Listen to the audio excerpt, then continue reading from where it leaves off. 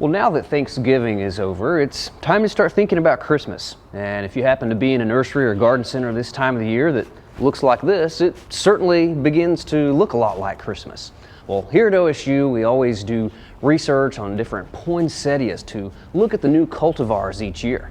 And here to tell us about that research and show us some of those new cultivars is Dr. Janet Cole. Hi, Dr. Cole. Hi, Steve. Welcome back to the show. Thank you. It's nice to be here. Okay, so Dr. Cole, when you guys are looking at all these new poinsettia cultivars, what kind of things are you looking for?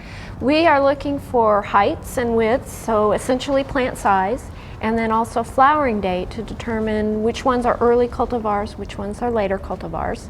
This year's trial has 89 cultivars that we're testing, so a lot of variety here and a lot of work going on. Yeah, lots of different things to look at. How many of those are new to the program this year? There are a number of them that are new. I don't have an exact number for you, but all but 2 are named cultivars, which means they are on the market. All right. We do have 2 cultivars that we're testing that are not yet even named. So getting some new information there. All right. Well, I know that the nurseries and greenhouses around the state really appreciate all this work and all the work that you guys do to find out which are the best and the most suitable poinsettias for the home.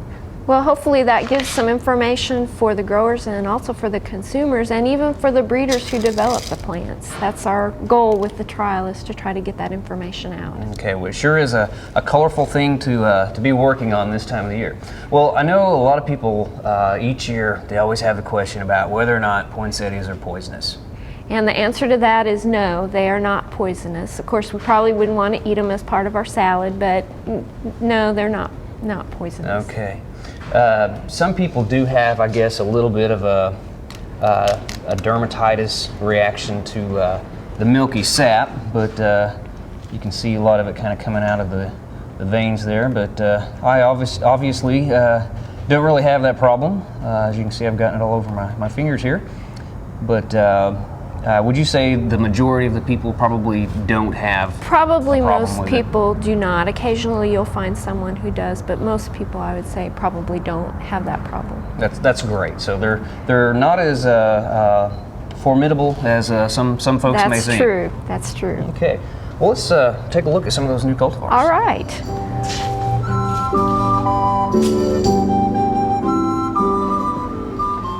Dr. Cole, this white one here on the end looks familiar, but I haven't seen it in this color before. Well, that white one is part of the Winter Rose series. That particular cultivar is Winter Rose White, and you've probably seen the Winter Rose Red. That was the first one that came out.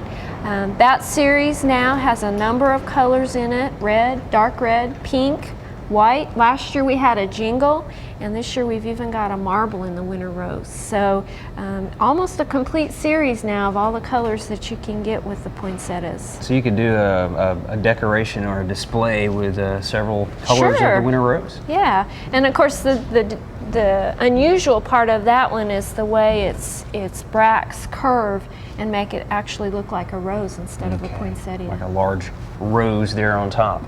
Well, these 2 spotted or flecked poinsettias are certainly very interesting.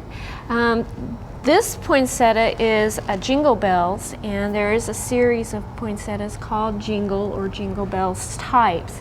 And this one that's next to it is just a little bit different. It's still a jingle, but you'll notice that the flecks in this one are much more white than what you see in this other jingle. That's something new that I haven't seen before, and so it really caught my eye as something that's a little bit unusual, and I really like that contrast with the white on the red as opposed to the pink on the red. It does seem to show up a little better. Yeah. Yeah, very, very nice.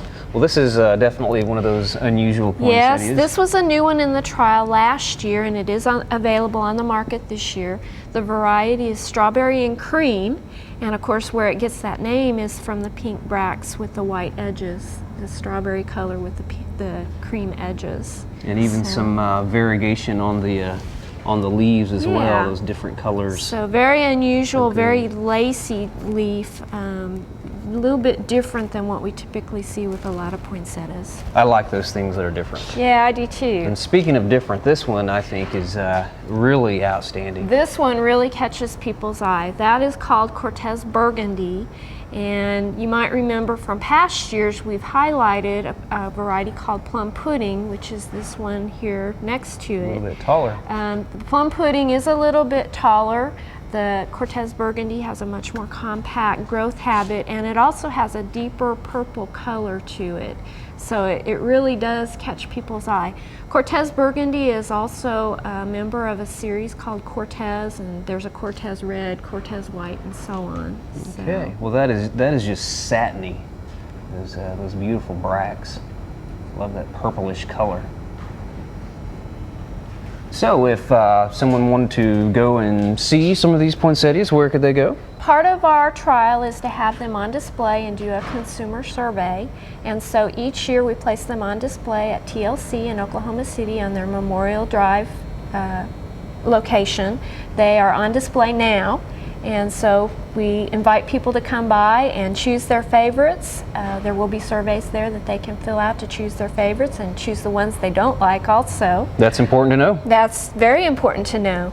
And then also, if they live in the Tulsa area, we're going to have them on display in Tulsa this year at Southwood Landscape and Nursery, and those will go on display on Tuesday. Okay. So we invite people to come out, fill out the survey, and that way we can get some information back to the growers. Absolutely, and help us out with our research. That's right. All right. Well, Dr. Cole, thank you very much for Well, showing thank us you, Steve. these plants. We hope you enjoyed this video. It's part of our OK Gardening Classics YouTube channel. You can also find more recent videos on our Oklahoma Gardening YouTube channel.